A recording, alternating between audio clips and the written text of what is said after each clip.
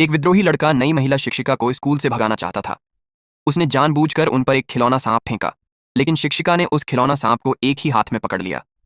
उन्हें जरा भी डर नहीं लगा, बल्कि उन्होंने कक्षा को अलग अलग प्रकार के सांपों के बारे में पढ़ाना शुरू कर दिया। ये देखकर वह लड़का और भी गुस्से में आ गया।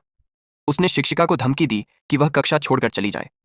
सभी को लगा कि अब वह डर जाएंगी, लेकिन उन्होंने लड़के की कलाई पकड़ ली और उसे जमीन पर पटक दिया।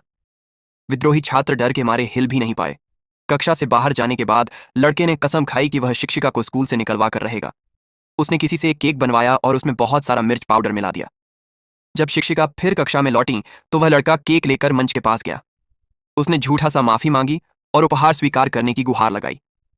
लेकिन केक के पास रखा पाउडर देखकर शिक्षिका समझ गई कि यह फिर से एक शरारत है। उन्होंने हाथ उठाया और केक सीधे लड़के के चेहरे पर दे मारा। पूरी कक्षा सन्न रह गई। लड़का गुस्से से भर उठा, लेकिन मिर्च के कारण उसका गला बुरी तरह जल रहा था और वह एक शब्द भी नहीं बोल सका। फिर भी लड़का मानने को तैयार नहीं था। उसने अपनी सबसे अच्छी कला, तीरंदाजी, में शिक्षिका को हराने की योजना बनाई। कक्षा में शिक्षिका तीरंदाजी का ज्ञान समझा रही थीं। लड़के ने उन्हें चुनौती दी और कहा कि उन्हें तीर चलाना आता ही नहीं। बाकी छात्र भी संदेह करने लगे।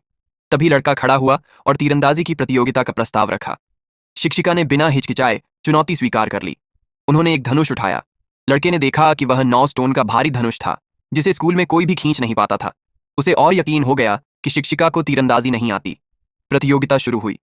लड़के ने पहला तीर चलाया, 9 रिंग। अगले 2 तीरों से उसने दोनों बार परफेक्ट 10 रिंग हासिल की।